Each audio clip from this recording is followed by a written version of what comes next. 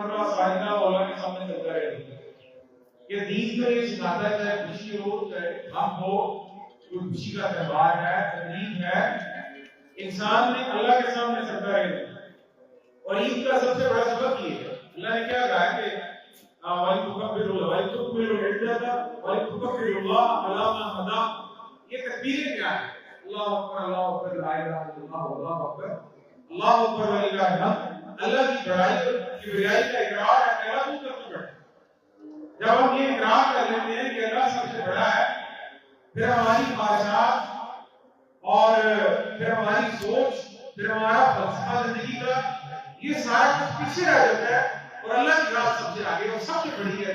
جہاں پہ اللہ نے ہمیں کھڑا کیا ہمیں وہاں پہ کھڑا ہونا ہے، جہاں پہ اللہ نے ہمیں روک کیا ہمیں وہاں سے رکنا ہے.